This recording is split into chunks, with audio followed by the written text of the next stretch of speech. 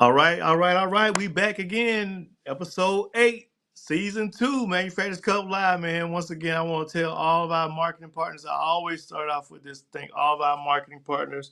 Call them out by name. J2 Connect, Mercedes-Benz, a Buckhead, 190 Hookup, Fast by Gas, Fuel Tech, Trick Tools, Voodoo Custom Motorcycle Parts, Baby Performance, Hollywood Drag Racing, MTC, Cooper Performance, MPS, Robinson Industry, Hard Time Parts and Services, and WH Steel, our class sponsors for the year.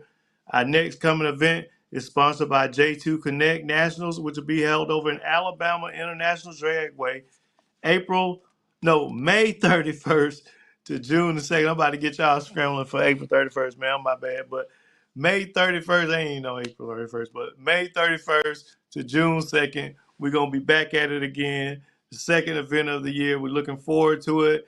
A lot of these racers are trying to get their advantage taken off of the season on their point championships and so forth. But J2 Connect Nationals, Alabama International Dragway, Steele, Alabama, May 31st to June 2nd. Thank you, Alabama International Dragway, for having us again. And before we go, we're going to have a very, very, very good guest tonight. He serves dual purposes in the Manufacturers Cup. He's a racer and now the Manufacturers Cup chaplain. We'll be right back, and I'm going to introduce you all to my man, Santi Rodriguez Jr. I'll be right back. We drive performance. We drive passion. A background in drag racing. And a future in all forms of motorsports. Because success in one sport isn't enough. Pushing ourselves to be the best. Climbing every mountain. Topping every peak. Until you see Fuel Tech everywhere. Oh, all right, all right, all right. Look here, man. I got out of sequence a little bit. Big Boss, look here. Y'all, you know my man Big Boss Pinky over here in Nashville, and I got my man Santi all the way down here in Florida, the MTC Engineering Super Comp champion. You also That's the right. MPS Pro ET runner-up, aren't you? Mm-hmm. Third. I finished third. Third place. So, Yeah, missed by 8 points. oh man, look here, man. It's a pleasure to have you. You've an accomplished, a very accomplished motorcycle drag racer. I mean, you got a lot of award accolades for the 2023 season, and it's a blessing to have you on here. But before I go too far, I want to let everyone know that if you did not know this, Santi Rodriguez Jr. is the official chaplain of the Manufacturers Cup Drag Racing Series. He actually That's opened the right. prayer for the series as well as Bible study Sunday with the assistance of another one of our racers that came over and did a song and prayer, Philipalde Mm-hmm. Patrice. So we want to thank both of y'all. More importantly, Santi, thank you for stepping up to the plate in wake of Mr. Don Dowling passing the torch to you. We appreciate all the service, all the years, all those years of service that Mr. Dowling done for the Manufacturers Cup, even before I ever became owner of it. But now I'm starting a new series. We have a new chaplain. I appreciate you stepping up to the plate. Chaplain Yeah, my Santi pleasure. Rodriguez. Yeah, my pleasure, man. So tell us a little bit about, coming into this season. I mean, that's a lot of things to be in, because you were prepared for the race as well as you was prepared to come for that service on Sunday because I seen it. I was there. So tell us Well, how yeah, this I, takes place. well, yeah, I promised Don. That's an incredible shoes to fill, and I've never done anything lightly. So I prayed about it pretty much all year until I decided to go ahead and take the next step and become a chaplain. Um, so it's one of those. In order for me to become a chaplain, I did the RFC training, and I pretty much had to make a commitment that the ministry would come before the racing if anything were to happen. So although I'm in the points and I still want to race competitively, If something happens with a racer that has to go to the hospital or something like that happens where those needs need to get met, they're going to come before my racing. So I Right. wound up, I dropped one class in Man Cup. I was running Pro ET so that I can have more time with the racers, more time to walk around and be there for the racers and let them get to know me. And even though it takes away from Super Comp, because I could use the Pro ET to try to dial the bike in for Super Comp, it's much less stressful now. Last year when I Hmm. was running both classes and we were running back to back at a lot of races, my crew guy would literally pick me up at the shutdown area. I wouldn't even take my gear off. We would go straight up to the starting line, and like I was running Pro ET one class, I believe it was in Steele, Alabama, and by the time we got up to the line, the last two bikes in Super Comp were already doing their burnouts going up. So this is it's a big step for me, but it's a welcome step, and I believe this is the next chapter in my life. So Right. And unfortunately, you were called upon at the last event when one of our brothers, went down at the big end. I think that I don't know if I came and got if I came. I think I came to your motorhome and picked you up or something, no, or I we was met actually somewhere. We met in the staging lanes or somewhere we were. I was at the very end of the track, but you have to Yeah. follow the track rules. So the track security Right. says you can't go down there. So they had me waiting at the gate, and that's when you stopped by and you said, "What are you doing here?" And I said, "Well, they won't let me go to be with George." And you said, "Well, jump on in, let's go." So then with you, I got to go down to the ambulance and we prayed with George before they loaded him up. That's right. And so, I remember you saying immediately to me then that we'll secure your stuff. If you have to go in an ambulance, that you immediately said that hey, look, we'll get my stuff loaded up. I'll just go in the ambulance if he needs me to go. And I knew you were serious at that point about the commitment you made, and it makes me feel good personally to know that you're that serious and that committed to that position because that's a lot, and at those times, there needs to be someone there. And thank God that nothing, happened as extreme it could have happened to George because that was pretty, severe of a situation going that fast. But to come out as much as the least amount of damage to him personally, it's a blessing. But we're gonna go pay some bills and we'll get back. I gotta ask Pink a couple things. Big boss got let us know what he talking about over there. We ain't talked to Pinky. We missed him last weekend, so we gotta figure out what's going on. We'll be right back, man. We gotta pay a few bills right quick.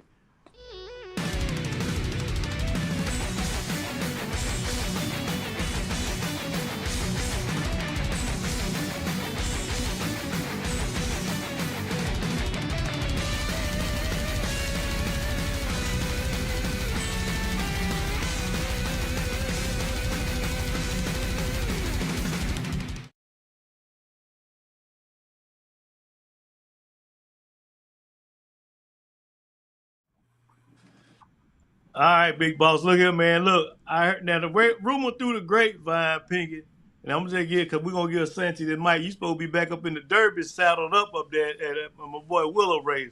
What's going on with that? Yeah, You and I got I wasn't on a show the last week or so. I got sick, man. I've been having a little problem. I still got a little artery problem, but I've been trying to exercise, get myself together. But no, yeah, I'm gonna run up there with y'all.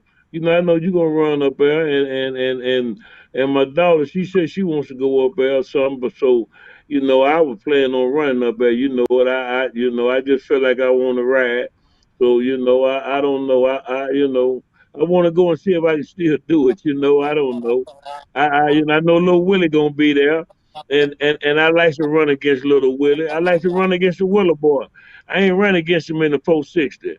Now I done ran against little Willie, but I ain't ran against the Willie boy yet. So I think that we gonna get to meet up there. And hey, hey, how the chips may fall, me and you might have to run. You know what I'm saying? So I don't, you hey, don't know. you hear it, Santi? I'm gonna try to stay out your way and everything, but hey man, I'm coming to cut heads, man. I ain't Hey, coming to hey, just do no test runs, man. I'm coming You better straight off start the truck. Hey, you hear him, But Santi, right? I got one or two people that friends of mine, like Doug Leatherneck. I got to race his bike. And there's that other guy, I can't think his name, good friend of mine down in Alabama. His son ride his bike. Me and Dude gonna Kenny run. So we got some little bits, already lined up. For when we get ready to do our qualifying, so we gonna run against each other in qualifying. Yeah, Now, you talking Santi, now about Kenny everybody, Hill and Jeffrey? Yeah, that's who yeah, I'm yeah, talking about. yeah. Hey, so hey, Santi, have you ever been to the Derby race? No. That's a Oh good race out there. man, They have a yeah, good you'll drag like that. race. You might want. You'll like it. It's a good race. It's a good mix of people that you don't get to Yeah, race often because they coming from the Midwest. right, We're from the Southeast. This is a race I go to every year as well. Good one, but right, you and I was talking. Look, we're gonna get back to the subject. It was just a little sidebar. We've been wanting to talk about that. Some of right. that stuff we had going on right there. But back to some of the things that you and I was talking about, Santi. Like I did not know that you were pro stock. Like I remember you saying it, but you and I never really divulged much into the conversation about the racing history. And I think that the first time we talked, we got to know you. You were on here. We were still kind of knowing, working the bugs out of the live. But now they got to meet you again now because you earned this opportunity as a champion. And so, is there anything you like to say to MTC Engineering, Eric over there? I mean, he was your class sponsor, and then I would like for you to, segue on into your beginning racing career and get me up to that pro stop conversation that we were talking to behind the scenes. Yeah, well, first of all, if we don't have sponsors, we don't have a class to race. So I've spoken with Eric, and in fact, I thanked him. And even though I don't run an MTC slider, the bike that I have came with a Hayes slider. At one point, I was going to get an MTC slider so I can do the ride back system, but I figured I'd stay away from that for now. I've got a crew guy that can bring me back. But to Eric and all the sponsors that sponsor all the different classes, if it wasn't for them, um, we wouldn't have an event to race, man. So we definitely appreciate everything that they do for us as a racers, financially and as with products. Right, right. And that was one of the things that I tried to do is we tried to put out a lot of awards, a lot of things that carry their names for long periods of time. It's different to just write a check, give somebody some money, but we look at the award, you know, as not only an opportunity for the sponsors to be, I mean, not only an opportunity for the racers to be congratulated, but an opportunity for the marketing partners to be, recognized as well. They were part of that. You know what I mean? And one of the things that I really would like to go off of what you said is that yes, we need to, as racers, identify with the partners that are in our classes that are or in our sanctions, whatever, as a whole. And one of the things that we're going to tighten up on our side from a technical standpoint is if you're racing Super Comp, that Super Comp sticker, class sponsor sticker, is mandatory. That's just how. If you don't have it, when you want to write a check, it doesn't seem fair to write you a check from the people who are putting up the class if you won't even wear the decal for them. How you feel about that? Yeah, you're entirely correct. It's like as far as with sponsors, I've always considered myself better with sponsorship than as a racer. I've had sponsors all the way back from when I first started racing in the 90s, um, from Anheuser-Busch that I had through local distributorships. Even till now, the sponsor that I got right now, Fix It Tech, great bunch of guys. I've got a relationship with them, not just professionally as far as to sponsorships, but they're here in my hometown, and I see them so much that we actually became good friends. It isn't just, hey, let me get the corporate credit card so I can get to the races and pay for the entry fees. I do shows for them, and it reciprocates. It goes back and forth. So it carries a lot of responsibility. A lot of people think that you throw a sticker on the bike or the trailer and you accept a check, and that's all there is. And I wish it were that simple, but it's not. You got to sell yourself. You're working for that money. If not, you're going to get a check at the beginning of the year, and at the end of the year, when you go back, to try to get them to renew, they're going to be like, nah, it's not worth it. I've never promised a sponsor ever that I was going to win, not even a race, not even, or a championship. But I did promise them that nobody will work harder to promote their brand than me. And I was blessed last year to actually win 3 championships. Um, once in a lifetime year, I guess you can call it, because I've been racing for a lot of years where I had a lot of help. And there's a lot of great racers out there, man. I mean, there's champions. People don't go out there to lose; they go out there to win. And it takes luck, being at the right place, the right time, and take your wins when you can, because I've won a few races that maybe I should have lost, but I've lost a lot of races, man, that I should have won.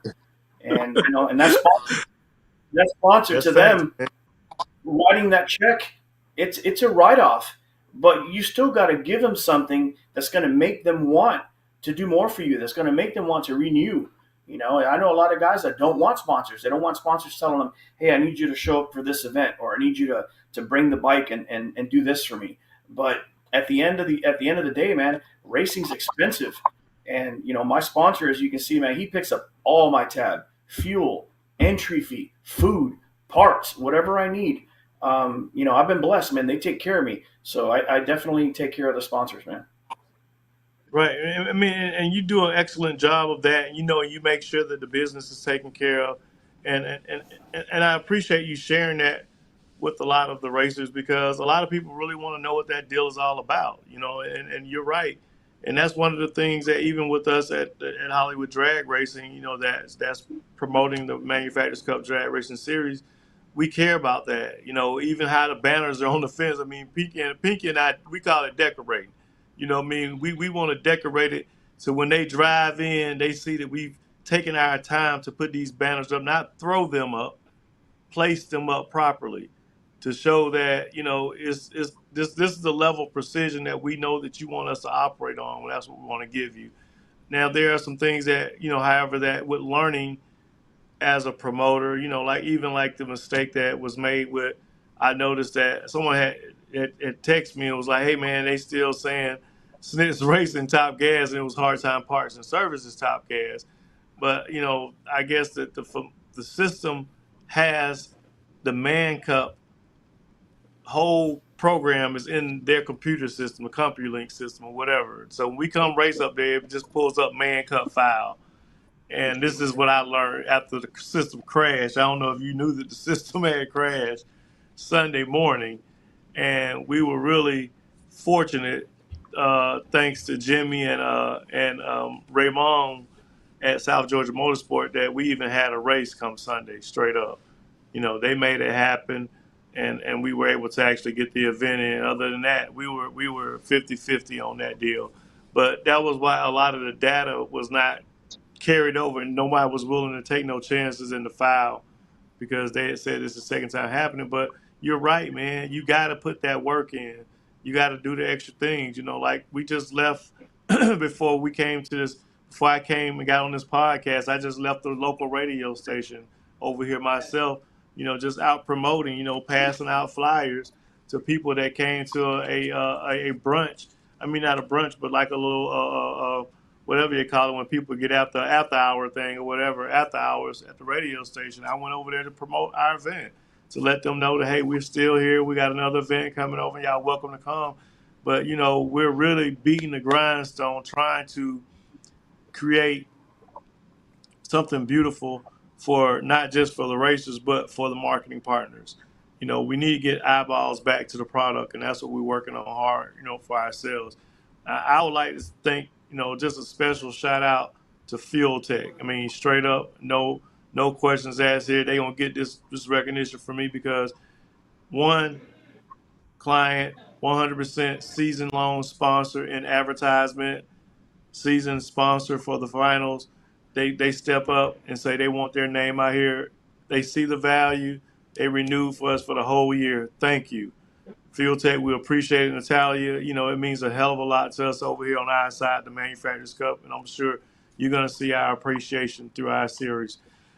Another thing I want to bring up to you, we was talking about the Pro Stock deal a while ago. How did that all end? I mean, tell you what, Let's pay some bills, and when I come back, I want you to tell me about that, and I want you to tell us about all them awards behind you too, because you got a whole bunch of stuff behind you. Some beautiful award looks like some helmets and stuff We back there. sure do. Let's take a break, pay a few bills, and we'll be back. You give us this little story about what's going on behind you there, Santi.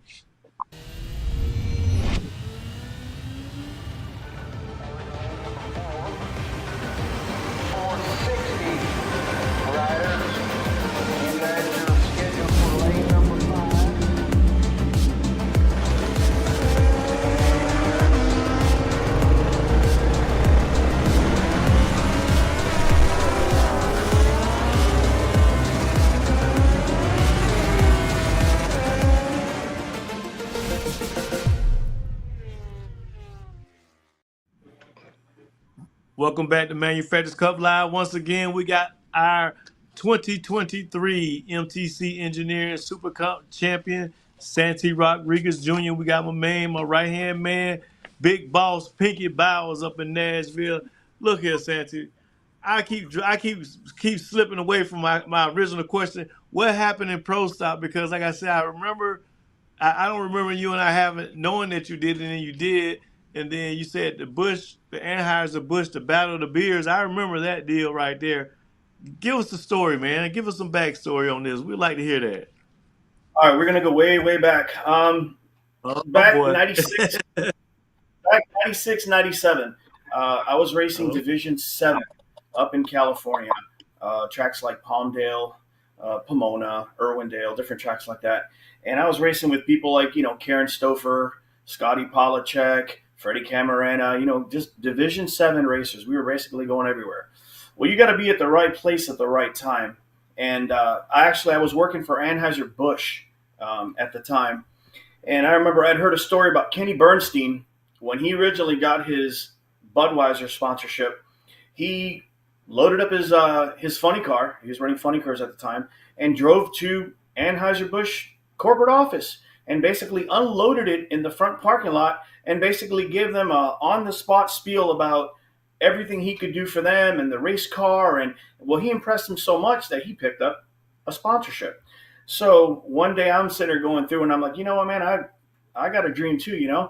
So I got a wild hair and I said, you know what, let me pitch it to somebody that's with Anheuser-Busch. So I did a small pitch and they liked it and they said, you know what, let's have you talk to somebody that's higher up. And I actually worked right by Anaheim Stadium. And I remember I used to go by Anaheim Stadium and see the big Angels, big giant logo on the side of the freeway. Everybody knows it. And I got to thinking, I said, man, how many people drive by that logo? And it's so impressive. It's so big. But after a while, it's just part of the landscape. So when I went in there to throw my big pitch, you get your 30 seconds to prove yourself or go. That was my pitch. I basically told them, I said, hey, you guys are paying $10,000 a month to have this logo on the stadium. And it's big and beautiful, but after a while, it's just part of the landscape. People look at it and they're like, with me, I know the product. I work for the company. I live and breathe and eat it. And I'm a racer. I know the racing side of it. I said, let me show you what I can do for you. And it started with just like, well, okay, what can we do for you? And it started with, NGK building my first set of leathers. And then they started painting the bike. And then I wound up getting a pro stock bike and started working out a deal on that. And everything was set. I mean, we were ready to debut. I was actually testing the bike and everything. And 98, going into 99, Anheuser-Busch sold majority stock, I believe, to AB Belgium. And they dropped everything. If you remember all the commercials, the Budweiser commercials, the Lizards, Frank, Louis, Budweiser, they dropped all that. They dropped everybody. Kenny Bernstein, 99 was his Forever Red Tour. They ended the battle of the beer wagons, Miller versus Budweiser. And I was just wrong place, man, right at the wrong time. And it takes a lot of money to run pro stock. So I had the bike, I had the equipment, everything. And they're like, we're just going to have you race through distributorships and we'll get you to whatever events we can. And the money just wasn't there. when you say distributorship, so for people when you say race through distributorship, what does that mean? Okay, you've got franchised and family-owned distributorships. So there's a beer company wherever you live that distributes all the beer for Anheuser-Busch.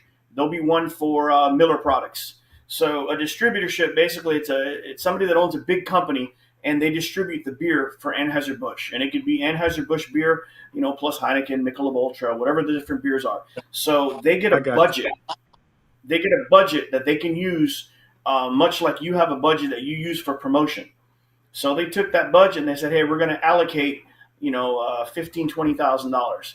And with that money, we want you to go to this many events across this many states or whatever. So if you go out and you blow your wad the first race, blow a motor or something, well, guess what? Now you're going to all the other races. You don't even have a bike that's running. You got to come up with that money to fulfill your end of the contract. So you have to be very careful how you spend it. You have to be smart about it. So I basically did that for about 13 years. Wow. Wow. You raced out of distributorship for 13 years?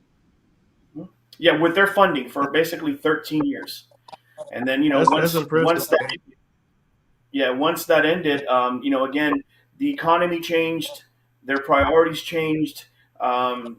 It's like a wave, man. You got to ride it. When you're on top of the wave, you got to try to ride it out as far as you can.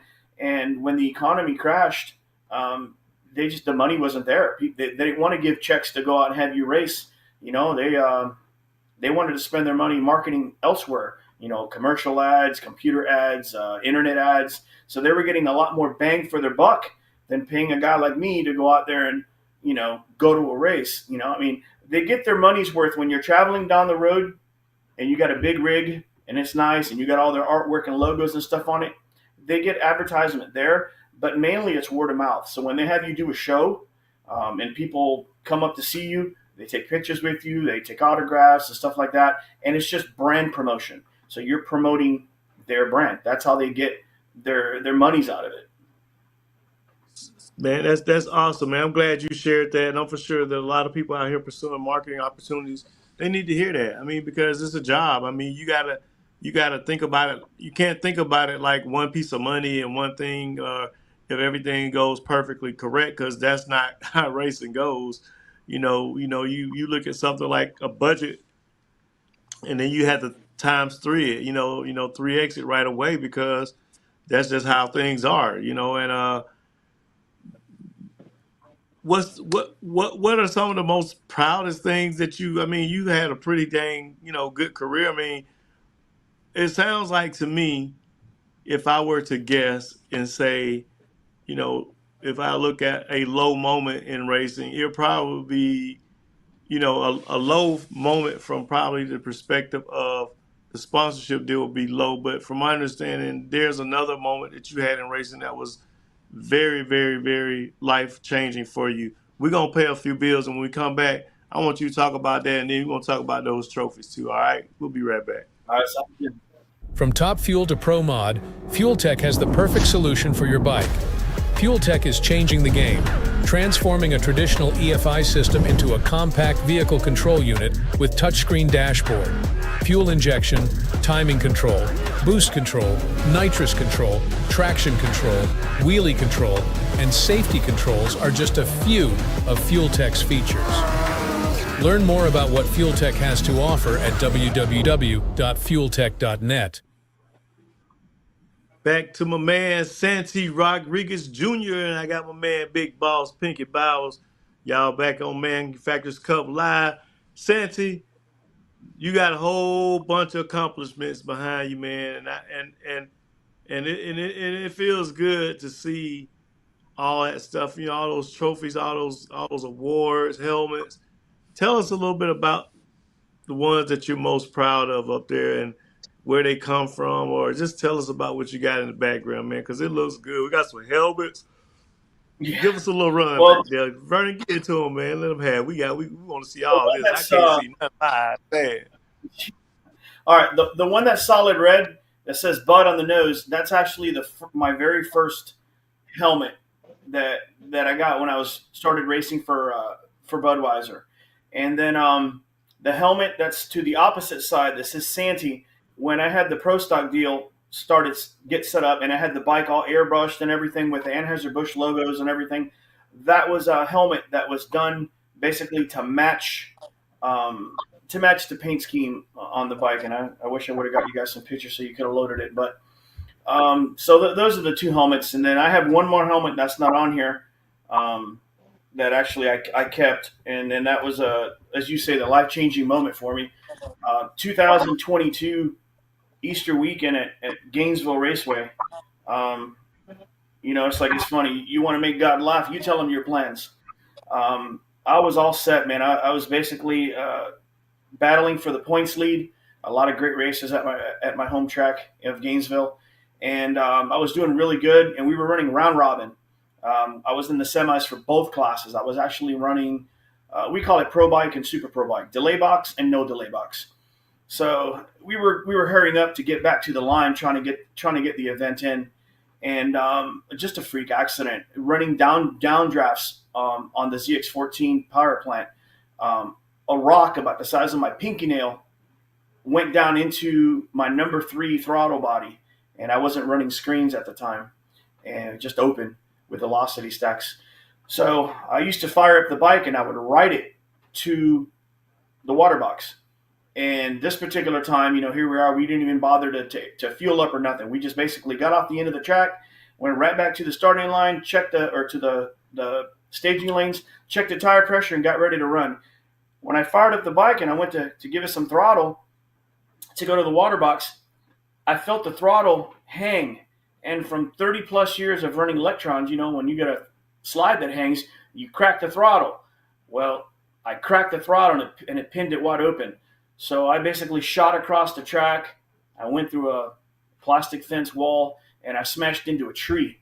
When I first launched, I thought I could save it. That's typical racer, So I had both front rear brake locked. Armchair quarterbacks telling me, why didn't you reach up and, slap the kill switch or pull the lanyard? Well, man, you're talking about a full send right off the hit when you're not expecting it. So it was the winner's circle brick wall. There was a tree.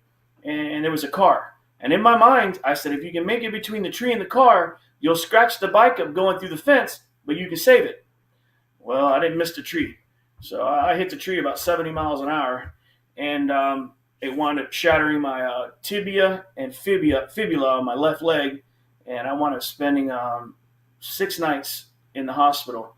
And then the trauma team from University of Florida at Shands Hospital, they went in there, man, and they did an incredible job. They put a 14-inch titanium rod. They went through my knee. They opened me up, and then they drilled the bone out, and they put the rod in through the bone, and then they pinned it and plated it. And 8 months later, man, I told my wife, I said, I think I'm done racing bikes. I said I might have to get a car. And we looked at each other and laughed. I'm not a car guy, so I actually bought a grudge bike after that, like an 89-inch, the longest stretched out grudge bike that I could find. And I was going to build it. And then I was watching those videos, 5 Friends, 1 Family. And I was watching, I believe the bike was called Black Jesus. And I watched that boy go up and flip that bike. And my wife looked at me and she said, So I said, you know what? We're going to rebuild the bike. So that's what I did. The bike that I won the championship on, that's the bike that was completely destroyed. The frame was bent and the front rim was destroyed, and a lot of prayers, a lot of good friends, man, and some good sponsors, and we put the bike back together. And a lot of people said the bike would never go straight, but I tell you what, it went straight to the championship. That bike went straight true like an arrow. Yeah, Pinky, you didn't hear that. You didn't hear that. Yeah, Did you hear that? straight to the What did he championship. say? Straight to the championship. Well, that was But I got one right there. for you. I got one for you going back. You want to talk about money? When Anheuser-Busch fell through, I got the wild idea. You know what? Let me go ahead and let me buy a motor. And I'm going to build a brand new motor, and I'm going to take my own shot to try to go make a pro stock race.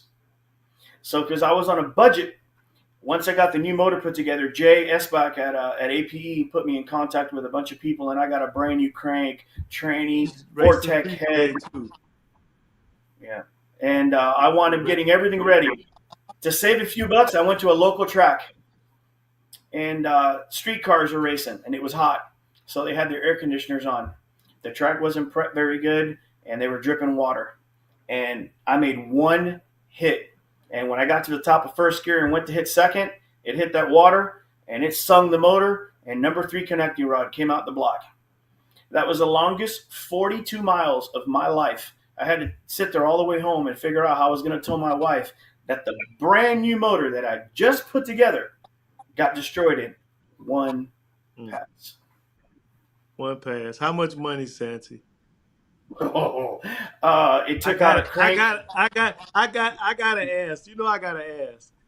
Back then, it was well in excess of 10,000, and that was, you're talking in the 90s. That was, I don't know, I'd probably be 20,000 today. I don't know, but Damn, it destroyed damn the crazy. crank, cut the cases, took out. I mean, it destroyed the head. Yeah, it did major damage. So after that, we wound up putting a small 1500 motor in it, and I said, you know what, I'm bracket racing. I'll run top gas. I'll bracket race it. And I tell you what, it was a fast bike, man. It had a good mile an hour. A lot of people chopped on me on the big end and regretted it. And so now you've gone through the titanium. You don't. And it's crazy because you the chaplain, and then the bike that stopped you from getting on the grudge bike was named Black G. Yeah, Black Hmm. Jesus saved you from getting on that no bump. yeah, I did, But man. hey, it's funny how how everything correlates to each other, right? But I mean, to get back on the motorcycle, period. After that, I mean, like, talk to me about that. I mean, you had basically a freak accident. I mean, it wasn't even like a real like where your senses will probably be at a higher alert, being at the racetrack. Yeah, Right going down the there, you track probably is funny. You got time to yeah. react when you're going down the track. It's natural. But and listen, man, things happen for a reason. It's one of those. I raced a lot of years where I was going to the track just to have fun, and I told my wife after my accident, I said, when I make my first hit, I'm gonna tell you right then and there, if I can't do it safely, if I don't feel like I can do it safely to myself or with other riders. I mean, we had riders that say, "Hey, man, I'm not gonna line up next to you." That's how it was. And I told my wife, if I can't go down the track and feel safe and do it right, I'll quit. I'll park it. And when I made my first pass, Corey, which is our track manager, he was behind me and a bunch of other people. And they figured I was going to do just a launch and cruise down the track. Man, I lined up, two-stepped it, launched it. I got to the 330, and he's like, "Oh, I guess he's going to go to the eighth." I got to the eighth. I stayed in it. I went all the way out the back door. And that pass, my first pass back, wound up being my personal best on that bike with that little motor. So I mean, it's a Gen 1. It was a bone stock Gen 1 motor, and we've been as quick as 839 with it. So it's a light bike. And after that, I told Right, my right. wife, "Hey, I'm back. I'm back." And I told everybody, "Man, I'm on a mission." And like I said, I was, man. Last year was great, and I love winning the championships. But I'll be honest with you, man, it was stressful. Counting the points. I mean, I raced with a lot of great racers at my home track. We got Scott DeLong, we got Dwayne Leachman. I mean, we got guys that are coming with us that are racing at Man Cup. And I think that year between even John Updegrove, I was qualified number one at the first race of the year. I think it was 890 with a one or something. He goes out there and goes an 890 with a zero.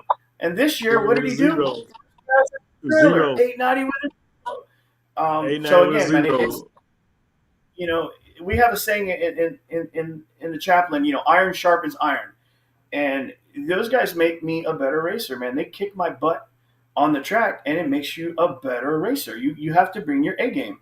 And last year, man, like I said, I was on a mission. That's all I wanted to do is win one championship before I hang up my boots. And it's I'm getting older, and things hurt a lot more. We're gonna pay some bills. I'll be right back, Santi. Got a few more things I want to talk to you about, man. We're gonna go over two a little bit, but it's all good. We'll be right back.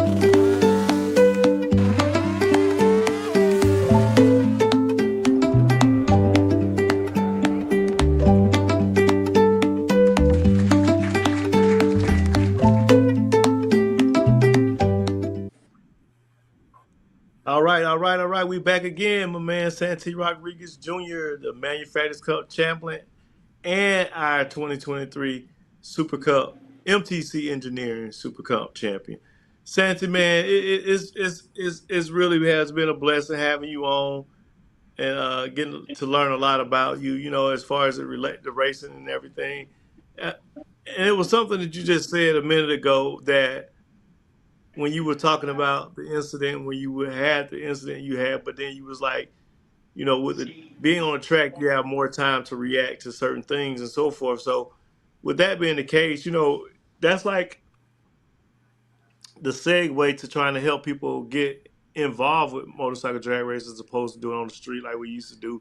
Things are just so much quicker than the bikes now just crazy fast, man. I mean, street bikes outrunning bar bikes is almost to the point where a super comp or a top gas bike could be a bike that just cruises down the street like legit. And you know, what do you say to the people who want to get in the sport? I mean, like, you know, like legit never been down a drag strip. What would you say to them? Man, just bring it to the track. There's a lot of nights, man, where they're cheap. I mean, I honestly miss the days when I was running a street bike, where you could ride it to the track, make a couple passes, ride it home, go hang out with your buddies or ride with them. But you're right, man. The bikes, I race a lot of bikes, even at the Man Cup. You look at Nash, and he goes out there with his bike, and that's a 14. Man, he's out there, he's flying, he's running what, like 860s, 850s, and that's a no bar bike. Colin Yeah, Nash, yeah. calling that And I run with him. Dre. I run with him at Gainesville too, and you know even Seth with that turbo Hayabusa of his. I ran him at Orlando, and we were running out there, man, and I was running dead on my dial with a digit. And I looked back, man, I didn't see him. He was, 1,000 foot. And I said, man, let me just chop it to make sure I don't break out. He blew by me, man, like I was tied to a stump. My thing is, I've ridden big tire bar bikes forever. So to me, you have a better platform to be more consistent with a big tire bar bike, even though it might not be as fast as, a stretch street bike or something, with performance add-ons. But that's just my preference. But man, whoever wants to go out there, man, it's a lot safer if you do have an accident at the track where you've got EMTs and everybody right there than on the street. Because man, on the street, I've been there, done that. Something happens, people bolt. They don't want to be anywhere around when the law comes up. They want to be gone, and you're left there by yourself, man. And if it's a serious accident, you got only got to deal with your injuries. You got to deal with the law. So man, bring it to the track, man. And like I said, I wanted to get with you, man. If we can announce it a little bit better for the next Man Cup, I'm going to have some flyers done that I'm going to pin up on the trailers and stuff like that for our service. I was nervous for our first service. It was cold, 43 degrees, and 7:45 Yeah, I out was in the there with open.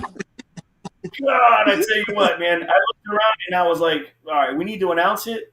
And again, we couldn't because, the tire was closed. But like I said, man, like the Bible says, where two or three are gathered in my name, that's church, and we had church. So you. Yeah, and so and it was good. But you never did introduce us to the rest of your stuff back there. You told us about the helmets. What about the championship trophies? Let's see what all the championship trophies you got all right, back let there. me What get you out of on the way there, real bro? quick. This is We'll just take from us on the last tour real year. quick, bro. This All this right. last year. This is just last year. All right.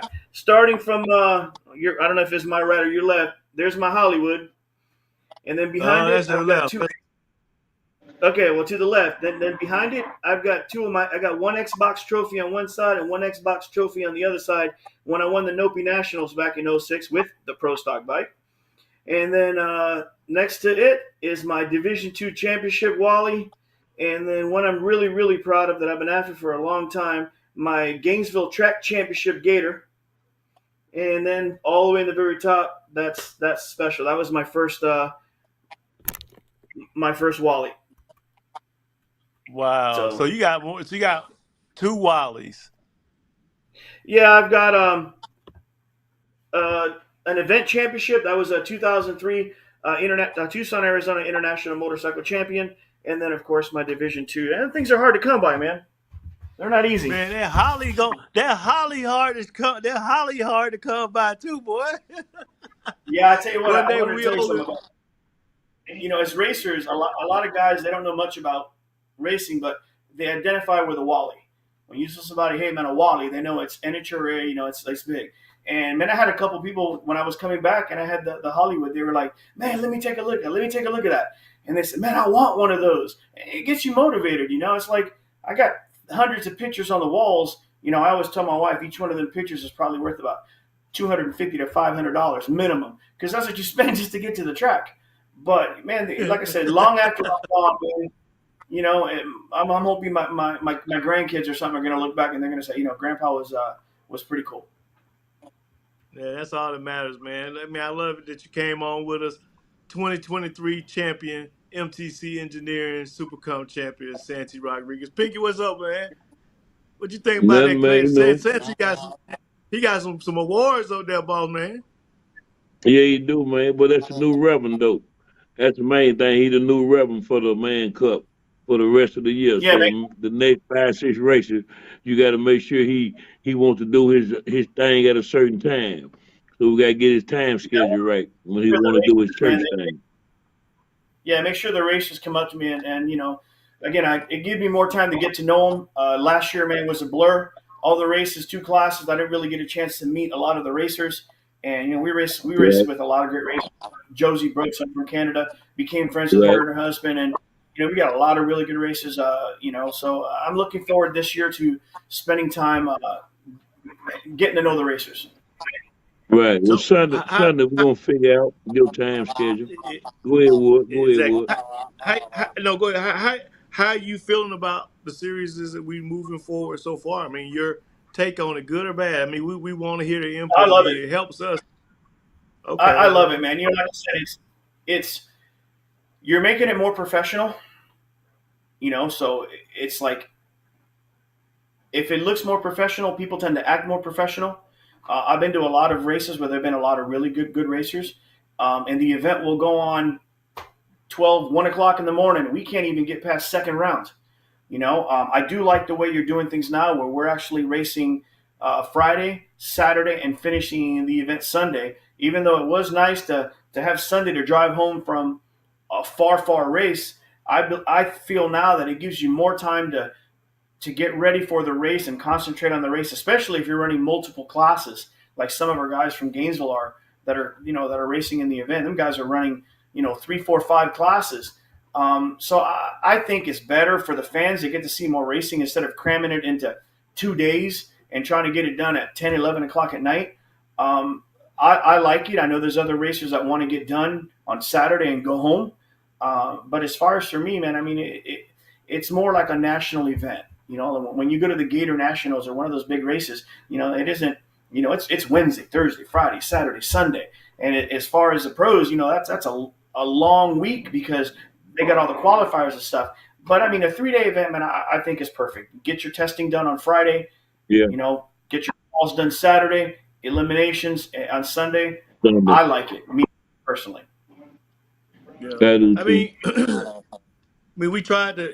I think the just cutting that one qualifier out was and now we almost bit ourselves again, quite honestly, because when Saturday night we could have started that first round of E1 of the buyback ETs as opposed to an additional run of time runs, and then we end up having an issue.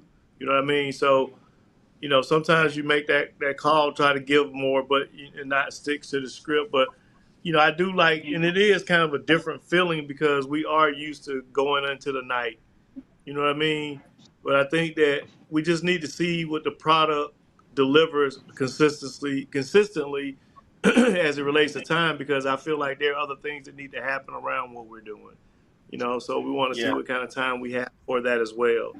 And a good thing that's coming up, we're working with another brand that does children bicycles and trying to bring children into the motorcycle.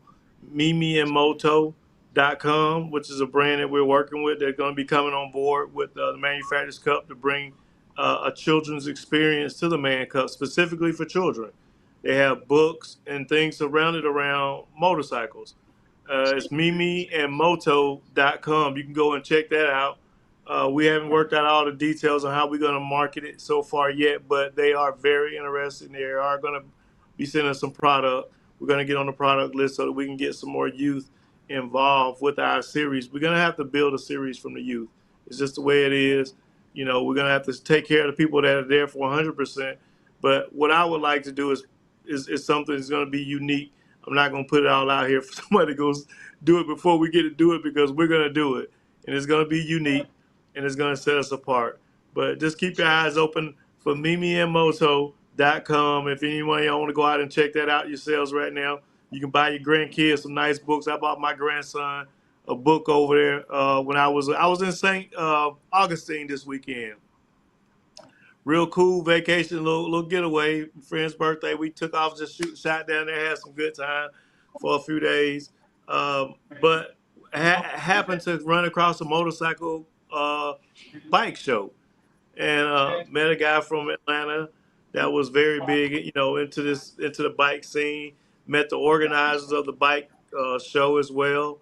So some very promising conversations took place, and I'm looking forward to what the Manufacturers Cup has to offer to the racers as well as the fans. And our goal is to create it and make it an experience for the whole family, so that everyone has something to do, as opposed to just people coming to see us do what we do. You know what I mean? So, but with that being said, we'll wrap it up, and we'll have another PSA come out sometime soon about some upcoming things, some posts coming out on our Instagram, Facebook. Make sure y'all go and follow us, subscribe to our Race Manufacturers Cup page, and let everybody know that the family's coming back together again May 31st, June 2nd at Alabama International Dragway, Still, Alabama. Y'all go to the website at www.racemancup.com. You can get all the information you need, more information than we even know. And if you find something that's wrong, just email us. We'll check it out and get it corrected. Santi, it's been a pleasure. Pinky, till next time. Yep. Hollywood Drag Racing Manufacturers Cup. We out of here, y'all. We love y'all. Peace. That's